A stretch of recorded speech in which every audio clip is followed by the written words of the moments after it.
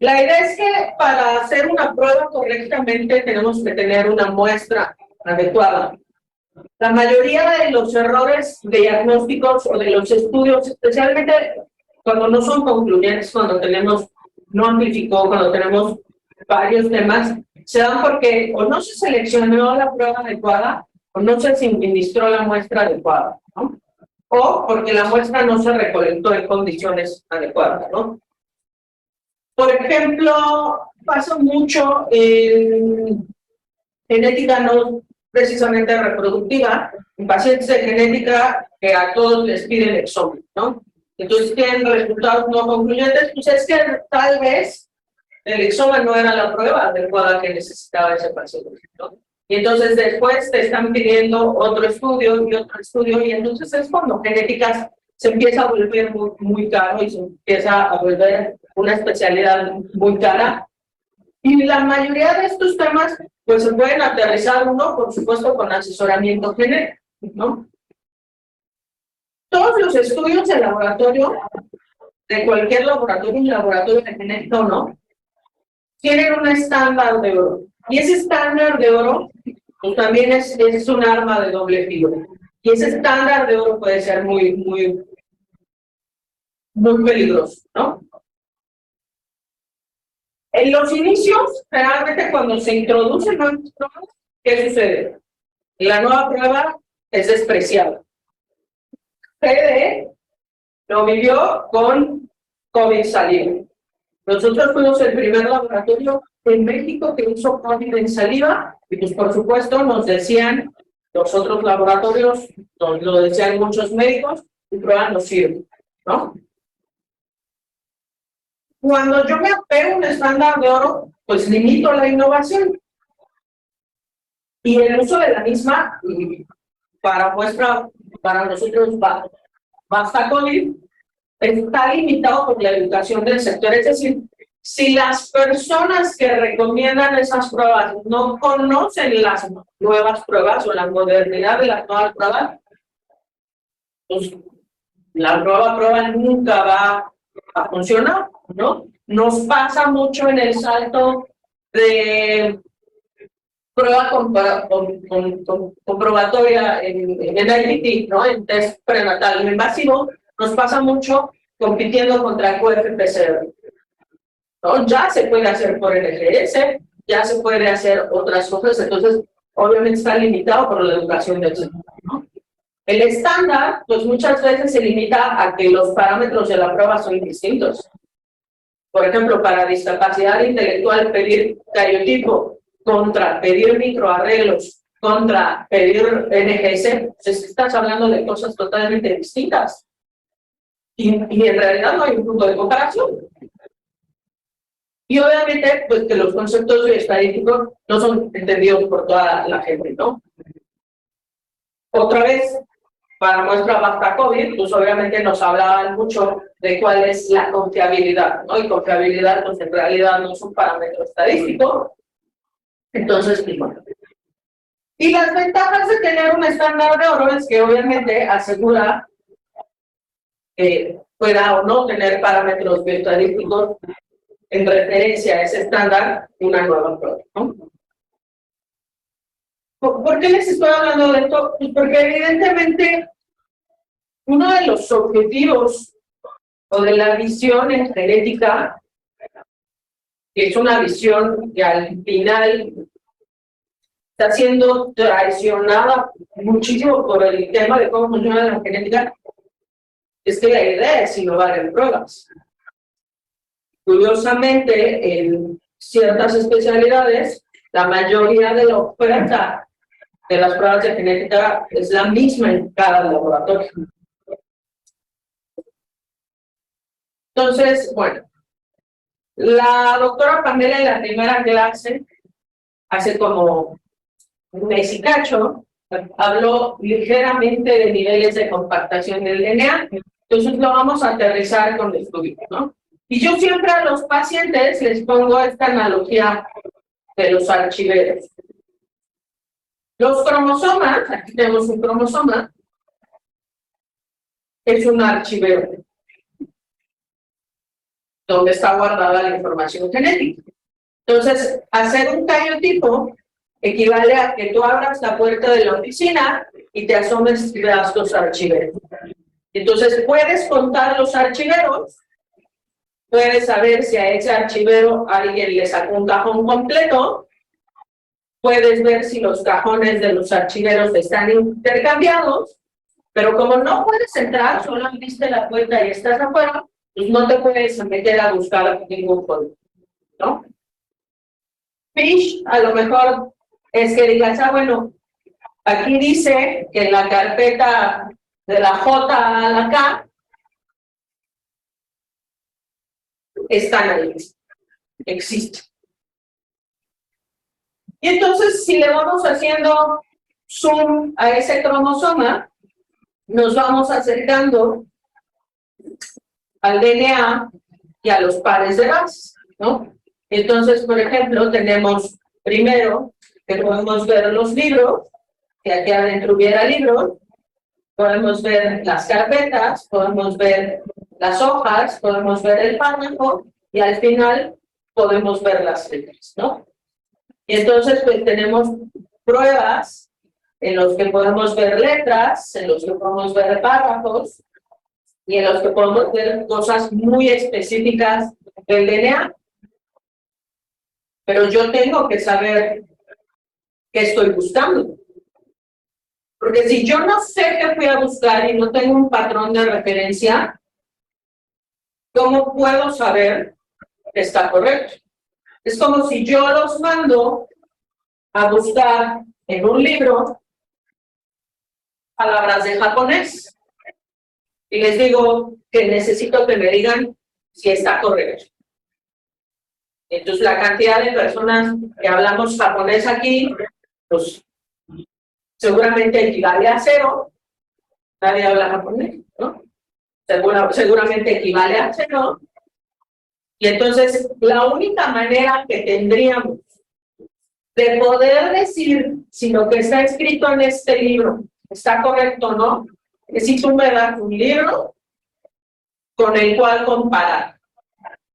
Y entonces yo me puedo ir símbolo por símbolo y decir, bueno, este tiene uno como gorrito arriba, y este es como un techo, y este parece y entonces sí, mira, estos sí son diferentes. Y encontrar la diferencia. Pero yo tengo que saber qué estoy buscando, tengo que tener una referencia por qué comparar.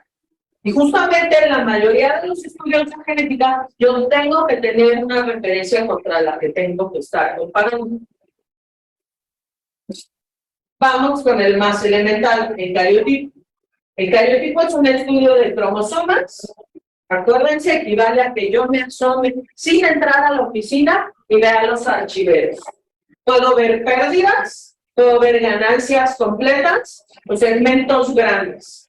Puedo ver intercambios, translocaciones entre los cromosomas. Hasta aquí, ¿sí? Tiene sus indicaciones. Por ejemplo, históricamente se ha usado mucho para productos de aborto, como estudio genético prenatal para neoploidías, para pérdidas gestacionales recurrentes o como para infertilidad. Lo puedo sustituir con otros estudios que generalmente están después, pero no necesariamente. Aún hoy en día, el cariotipo todavía tiene indicaciones, ya cada vez son menos, ya son muy precisas, pero aún todavía tiene indicaciones. Uno podría ser pérdidas gestacionales recurrentes. Porque si la pareja, y lo acaba de mencionar la doctora Pamela en su clase, tiene una translocación balanceada, lo más seguro es que pueda estar haciendo pérdidas desbalanceadas o pérdidas no balanceadas o alteraciones desbalanceadas o ganancias de material y que eso esté generando las pérdidas gestacionales. Probablemente no lo voy a ver o no lo voy a evidenciar también con NGS, porque no puedo ver exactamente cómo está compuesto ese archivero. Entonces lo tengo que aterrizar en cariotipo, ¿no? Pero si yo estoy buscando enfermedades monogénicas o de lesiones y duplicaciones pequeñas, ya no le pido un cariotipo. Me pasó mucho que durante mis primeros años como especialista me mandaban muchísimos cariotipos para condroplasia. Y era, pues, va a salir normal porque la condroplasia es una enfermedad monogénica, ¿no?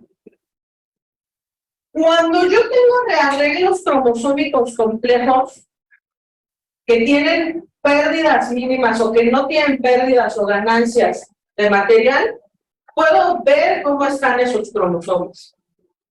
El cariotipo hay que recordarlo, es un estudio que ahorita prácticamente se considera artesanal. Los genetistas aquí presentes, la doctora Pamela y el doctor Miguel, no me dejarán mentir que cuando entrabas al laboratorio y era como de, ¿qué clima hay hoy? Porque del clima dependía cuánto tiempo dejabas ciertas tinciones, cuánto tiempo dejabas ciertos insumos.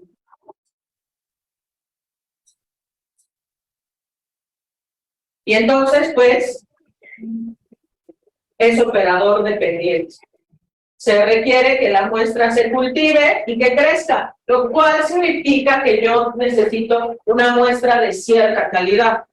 Esas células tienen que llegar vivas al laboratorio para que yo las pueda cultivar, para que pueda detener en ciertas partes del cariotipo el crecimiento celular y pueda ver a los cromosomas bien grandotes, bien gorditos y bien bonitos. Muestras de aborto que tienen mucho tiempo, que están muy deterioradas. Muestras de pacientes oncológicos se vuelven muy delicadas para trabajar y muchas veces lo que me reporta el laboratorio es que no hay crecimiento, porque es muy difícil que una célula que está en malas condiciones se reproduzca durante un cultivo artificial.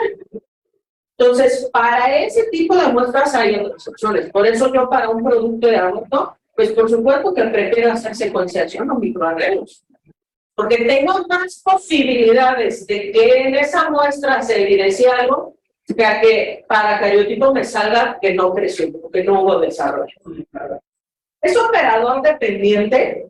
No todas las personas que ven cromosomas al microscopio tienen la capacidad para diagnosticar. Depende mucho de la experiencia. Y actualmente se ha metido mucho a temas de inteligencia artificial, pero recuerden que la inteligencia artificial tiene que ser entrenada para poder también tener una experiencia, lo cual significa que también es operador dependiente.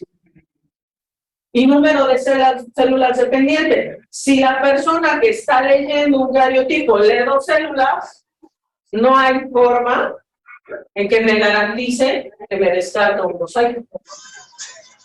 Y por eso requiere tiempo de diagnóstico largo. En la mayoría de los países de Estados Unidos, Europa, el cariotipo ya es uno de los estudios más caros, porque evidentemente la cantidad de gente que lo sabe hacer se va reduciendo.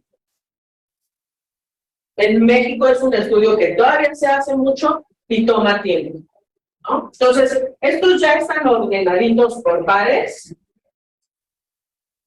recortaditos, se tomó una foto, se recortaron, se clasificaron por pares, entonces ustedes pueden ver el par 1, 2, 3, 4, véanlos bien, todos los pares, la que sigue. A ver, encuéntrenlos. Entonces es operador dependiente, o sea, no cualquiera se puede sentar a decirte, ah, mira, es un 3 y es un 1. Es decir, yo los veo iguales, pues no, no son iguales, no tienen sus diferencias. Cualquiera de los genetistas de aquí, ya está el doctor Miguel y la doctora Pamela viendo cuál identifican, seguramente podemos identificar varios, pero muy posiblemente si tienen alguna alteración, alguna banda extra. ¿Por qué? Porque no nos dedicamos a eso. Porque a pesar de que lo hicimos y lo vimos en la especialidad, Pues tiene años que no nos sentamos un microscopio a ver esto, y esto es algo que requiere hacerlo de manera continua. ¿Qué puedo mandar para un cariotipo? Cualquiera que tenga lo que yo estoy buscando. Generalmente mando sangre periférica, médula ósea o tejido abortivo. Considerando lo que acabamos de platicar, esa muestra se tiene que cultivar y que si no está en las mejores condiciones, no va a crecer, o en el caso de los abortos, ¿qué pasa más frecuentemente? Lo que crece es otra cosa. Bacterias, microorganismos que están en la muestra y que al cultivo y se comen y tema de interés. Luego pasamos al FISH. FISH seguramente lo han oído, lo han visto mencionado en algunas de las pláticas. La verdad es que FISH ya no es un estudio que se utilice tanto. El FISH revisa regiones cromosómicas. Pueden tener pérdidas o ganancias pequeñas, de segmentos medianos a pequeños. Puedo ver translocaciones que originen pérdidas o ganancias ya conocidas, o sea, funciones génicas. Lo interesante del FISH es que yo tengo que saber qué estoy buscando. Porque la sonda para buscar esas pérdidas o ganancias, yo la tengo que poner. Entonces yo tengo que imaginarme qué estoy buscando. Indicaciones: sospecha de alteración cromosómica en la sonda especificada. Si yo no tengo una sospecha para meter una sonda, mejor le hago otra cosa. Microarreglo o NGS. En cáncer, por ejemplo, en ciertos cánceres hay funciones bien delimitadas, leucemias, hay de lesiones, hay implicaciones que están implicadas en el tratamiento, que son alteraciones específicas ya conocidas y que yo las estoy buscando intencionadamente, ¿no? Paciente con leucemia en el cual le quiero hacer una función de genes en específico, las busco. Pero si yo quiero irme a pescar y meter lo que sea y encontrar lo que sea, pues mejor le hago trasero. No revisa idealmente enfermedades monogénicas. Puedo leer rápidamente una gran cantidad de células, pero si no están en las sondas que yo pedí, no voy a ver nada. Este es un FISH para Williams. Williams es una lesión en el cromosoma 7 que abarca parte del gen de la elastina, y entonces yo meto un control que me marca los dos cromosomas 7, pero únicamente veo un marcador de elastina, lo cual significa que el otro cromosoma no lo tiene y por lo tanto pues lo perdió, ¿no? Este es como se debería de ver normal en un paciente. Si este niño o niña con Williams, yo pensé en otro diagnóstico y yo le metí sondas para otro diagnóstico, ya me perdí del diagnóstico. Entonces yo tengo que saber lo que estoy pidiendo y básicamente es de estos estudios en genética que me sirven para confirmar lo que yo creo y que en la mayoría de los casos debería de ser el estándar con el que pedimos los estudios. Por ahí tenía yo un maestro de nosología que decía: estudio que pidas, tú debes de anticipar cuál va a ser el resultado. Porque si nada más estás pidiendo por pedir, vas a llevar una sorpresa. ¿Qué puedo mandar? Pues obviamente lo que yo crea que tiene la región del interés. Puedo mandar sangre periférica, puedo mandar tejido tumoral, ya sea parafinado o fresco, o puedo mandar médula ósea o tejido abortivo, obviamente dependiendo de lo que yo quiera estar buscando. Microarreglos, a mí, yo, Marcela Fragoso, yo no soy partidaria de los microarreglos, hay otros genetistas que les gustan mucho, a mí no. Son múltiples secuencias, no le hagan caso a estos de reacción en cadena de polimerasa, seguramente me equivoqué y ya no lo fui a corregir, pero bueno, Son múltiples secuencias conocidas que están en un plastiquito y que básicamente me van a decir si hay una pérdida, una ganancia, o si hay expresión o no de lo que yo estoy buscando. Entonces, lo que hace es que compara, y esa comparación me va a dar una luminiscencia. Puedo analizar hasta 40,000 fragmentos distintos y obviamente depende de lo que yo haya incluido. Una de las indicaciones actuales más importantes para microarreglos es discapacidad intelectual. Yo puedo meter hasta 40,000 fragmentos de genes implicados en discapacidad intelectual y ver en cuál hay una pérdida o una ganancia que esté en función del resultado. Yo puedo meter una matriz específica para un tipo de cáncer y ver qué genes están o no expresados y en eso basar mi tratamiento. Sin embargo, si lo que yo busco no está en esas ondas, no lo puedo ver. Sin embargo, si no es una prueba en la que yo tengo que ver mayor o menor cantidad o mayor o menor cantidad de expresión, tampoco lo voy a ver. Es decir, si esa alteración que yo tengo en un gen no implica que ese gen está representado mayor número de veces o representado menor número de veces, no lo voy a ver.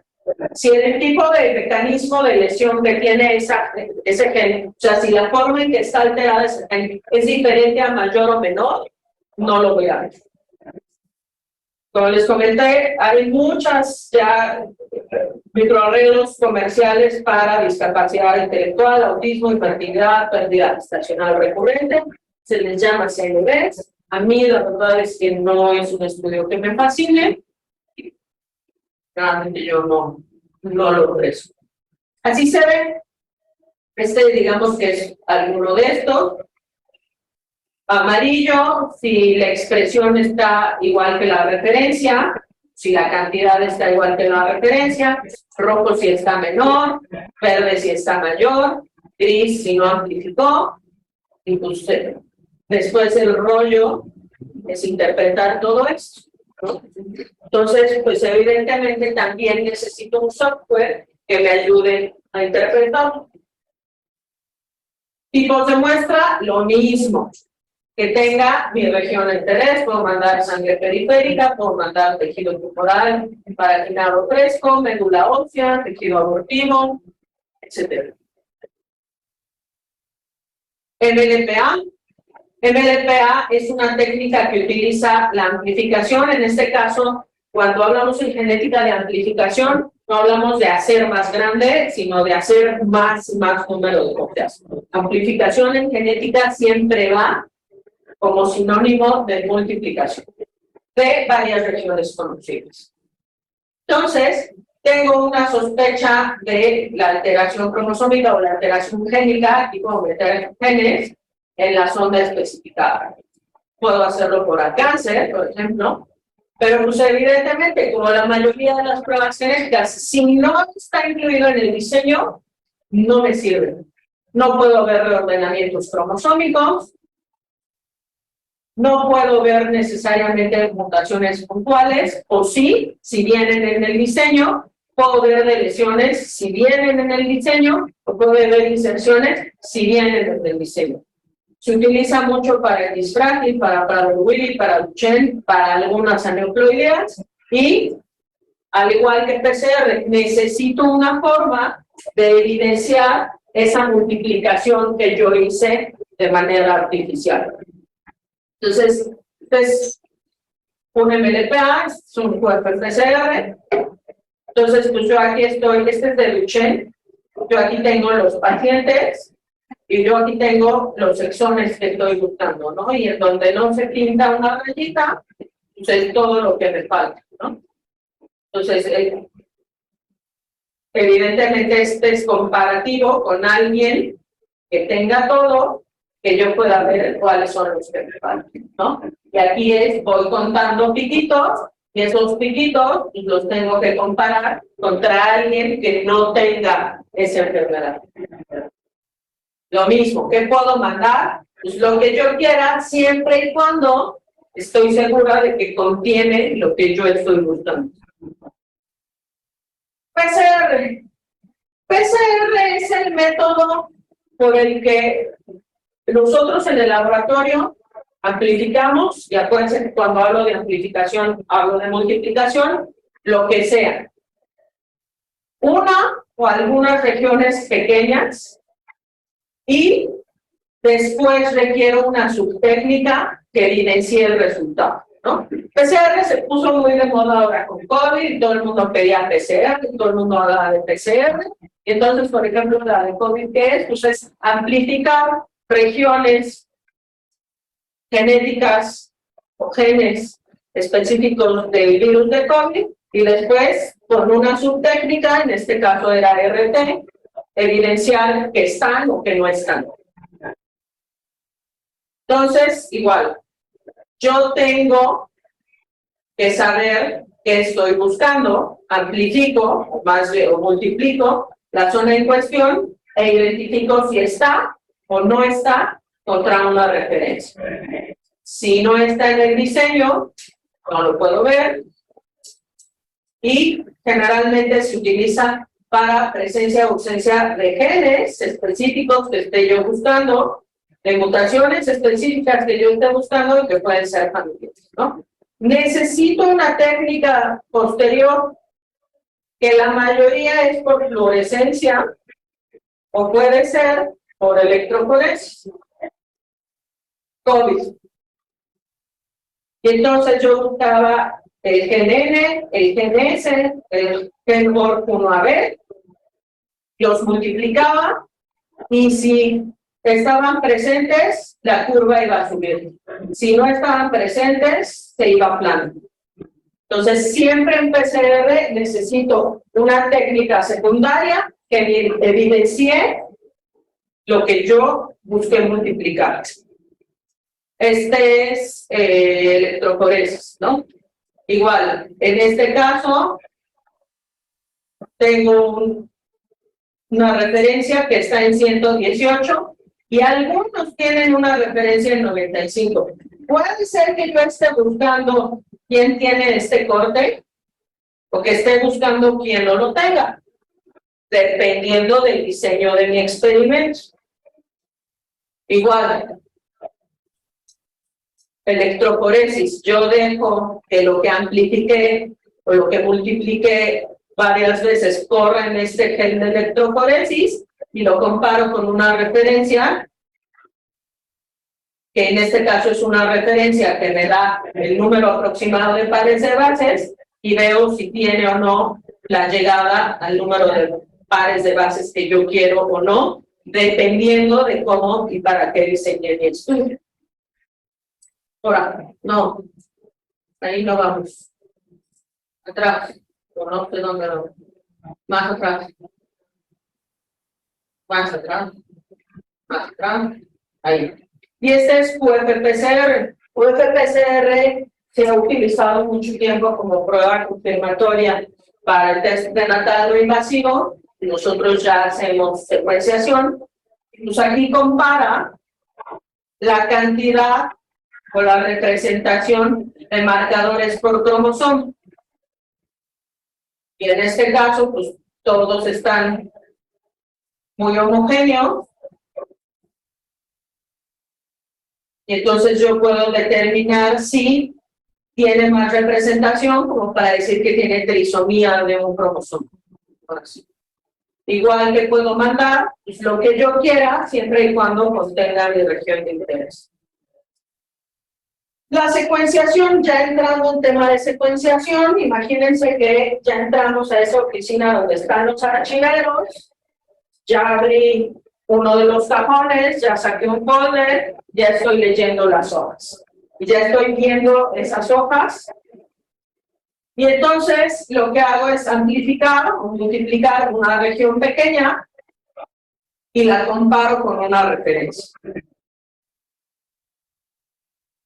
Cuando la uso, cuando sospecho una alteración en un gen, generalmente es de uno o pocos nucleótidos. Amplifico o multiplico la zona en cuestión y la comparo con una referencia. Si no está en el diseño, no lo puedo ver.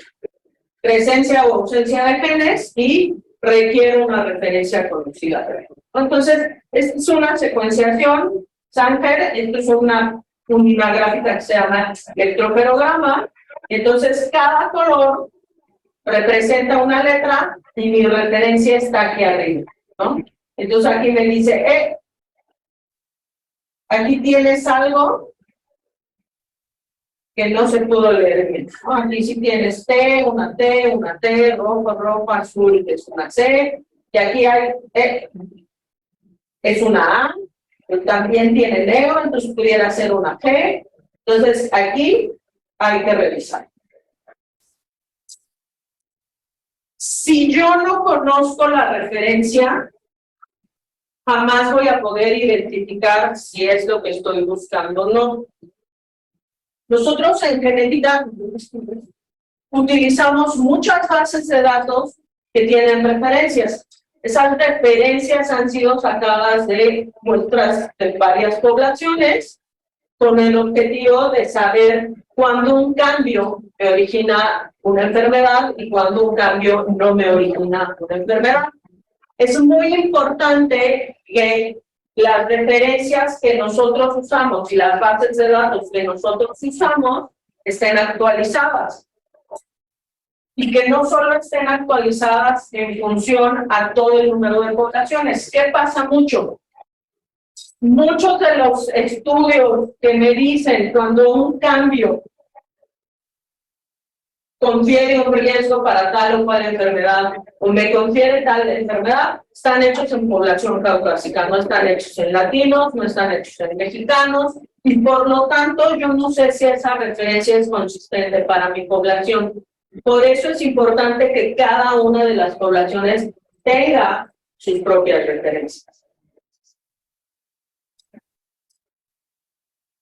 Y secuenciación de segunda generación o secuenciación masiva, que es lo que más nos gusta en GD y es lo que más hacemos, pues aquí amplificamos o multiplicamos múltiples regiones y las comparamos con una referencia para determinar secuencias alteradas contra las conocidas.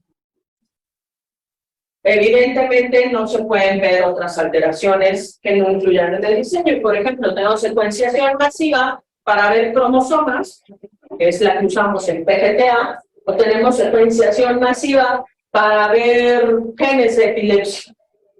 Entonces, requerimos una referencia conocida previa. Nuestro software está conectado a referencias mundiales y actualizado, y cada una de esas referencias la revisa un médico genetista certificado que, con las características clínicas del paciente, va a aterrizar el diagnóstico.